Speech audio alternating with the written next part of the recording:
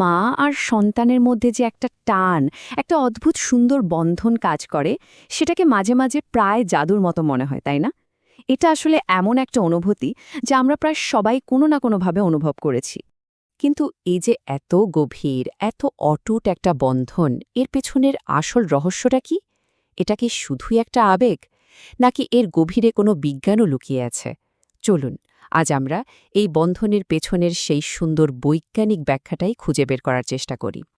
তো এই রহস্যের গভীরে যদি যেতে হয়, আমাদের শুরু করতে হবে একেবারে গোড়া থেকে, মানে সেই সব অদৃশ্য রাসায়নিক সংকেত দিয়ে যা এই পুরো বন্ধনটার ভিত তৈরি করে। আর এই রাসায়নিক গল্পের মূল চরিত্র হল অক্সিটোসিন। এটাকে অনেকেই লাভ হরমোন বা ভালোবাসার হরমোনও বলেও ডাকে। এই শক্তিশালী নিউরোকেমিক্যালটাই কিন্তু মা আর সন্তানের বন্ধন তৈরির প্রধান স্থপতি। তাহলে প্রশ্ন হল, এই অক্সিটোসিন ঠিক কিভাবে কাজ করে? আচ্ছা, এর যাত্রাটা শুরু হয় সন্তানের জন্মের ঠিক সেই মুহূর্ত থেকে। তখন মায়ের শরীরে এটা একেবারে বন্যার মতো ছড়িয়ে পড়ে আর শিশুর প্রতি একটা তীব্র আকর্ষণ তৈরি করে। এরপর মা ও শিশুর প্রতিটি স্পর্শে, বিশেষ করে যখন মা শিশুকে দুধ খাওয়ান, তখন দুজনের শরীরেই এই হরমোনটা বেরোতে থাকে। এটা তাদের উদ্বেগ কমিয়ে একটা নিরাপত্তার অনুভূতি দেয়। আর সবচেয়ে মজার ব্যাপার হলো, এটা আমাদের মস্তিষ্কের রিওয়ার্ড সিস্টেম বা পুরস্কার কেন্দ্রকে চালু করে দেয়, যার ফলে সন্তানের যত্ন নেওয়ার মতো কঠিন কাজটাও একটা গভীর আনন্দের কারণ হয়ে দাঁড়ায়। তো রাসায়নিক সংযোগের কথা তো হলো, এবার চলুন দেখি আমাদের পঞ্চেন্দ্রিয়, মানে আমাদের সেন্সগুলো কিভাবে এই বন্ধনটাকে আরও মজবুত করে তোলে। একটা দারুণ ব্যাপার কি জানেন? একটা নবজাতকের পৃথিবী কিন্তু আমাদের চেয়ে একদম আলাদা। ওদের দেখার ক্ষমতা তখনও ঠিকমতো তৈরি হয় না, তাই ওরা চারপাশের জগতের সাথে, বিশেষ করে মায়ের সাথে যোগাযোগ করে মূলত ঘ্রাণ আর শোনার ক্ষমতার ওপর নির্ভর করে। এই দুটোই ওদের প্রধান অস্ত্র। গবেষণা থেকে জানা যায়, একটা নবজাতক খুব সহজেই তার মায়ের শরীরের বিশেষ গন্ধটা চিনতে পারে, আর এই গন্ধটা ওকে শান্ত করে। ঠিক একইভাবে মায়ের গর্ভে থাকার সময় থেকেই শোনা মায়ের কণ্ঠস্বর আর হৃদস্পন্দনের শব্দ জন্মের পরেও শিশুর মনে একটা গভীর নিরাপত্তার বোধ তৈরি করে। এতক্ষণ আমরা যা যা নিয়ে কথা বললাম, তার থেকেও গভীর একটা সংযোগের কথা এবার বলবো। এটা এমন এক সংযোগ যা হয়তো আমরা সচরাচর কল্পনাও করতে পারি না। ব্যাপারটা হলো, মা আর সন্তান শারীরিকভাবে আলাদা হয়ে গেলেও আণবিক পর্যায়ে, মানে মলিকুলার লেভেলে, তারা আসলে এক হয়েই থাকে। কথাটা শুনতে অবাক লাগলেও এর পেছনে একটা অসাধারণ বৈজ্ঞানিক সত্য লুকিয়ে আছে। এই প্রক্রিয়াটার নাম হল মাইক্রোখিমেরিজম।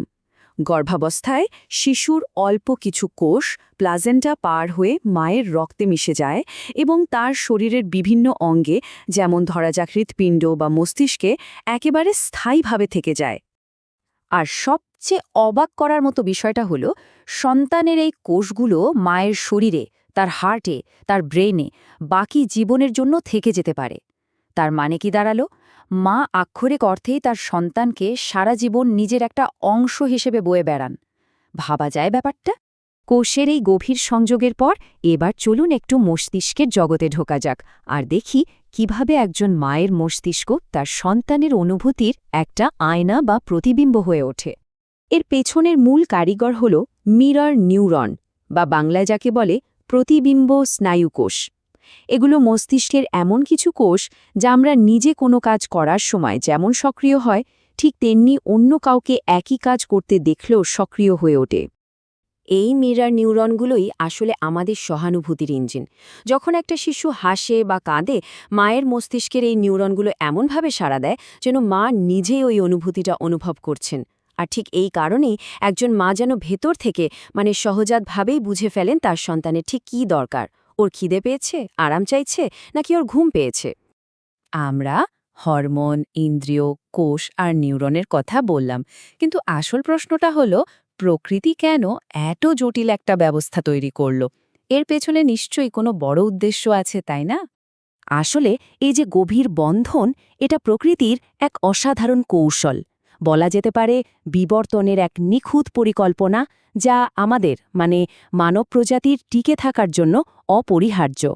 এটা শুধু আবেগ নয়, এটা আমাদের অস্তিত্ব রক্ষার একটা মাস্টার প্ল্যান। দেখুন, অন্য অনেক প্রাণীর বাচ্চার তুলনায় মানুষের শিশুরা জন্মের সময় অনেক বেশি অসহায় থাকে, তাই না? ওদের দীর্ঘ সময় ধরে সুরক্ষা দরকার হয়। আর এই প্রয়োজনটা মেটাতেই প্রকৃতি মায়ের মস্তিষ্কের গঠনেও কিছু পরিবর্তন আনে। মস্তিষ্কে প্রিফ্রন্টাল কর্টেক্স, যেটা আমাদের সিদ্ধান্ত নিতে সাহায্য করে, আর অ্যামিগডালা, যেটা আবেগ নিয়ন্ত্রণ করে, এই অংশগুলো আরও বেশি সংবেদনশীল হয়ে ওঠে। আর এর ফলে মায়ের মধ্যে সন্তানকে রক্ষা করার প্রবৃত্তিটা বহুগুণ বেড়ে যায়। তাহলে সব মিলিয়ে যা দাঁড়ালো তা হলো, মা আর সন্তানের এই বন্ধনটা কোনো জাদু বা অলৌকিক কিছু নয়, বরং এটা একটা জীবন্ত জৈবিক প্রক্রিয়া। হরমোন, নিউরন আর আমাদের কোষের স্তরে থাকা এক সংযোগের নিবেদনাৎ সুন্দর এক রসায়ন।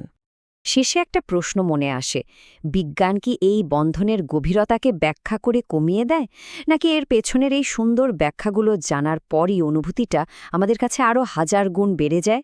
ভাবনার বিষয়, তাই না?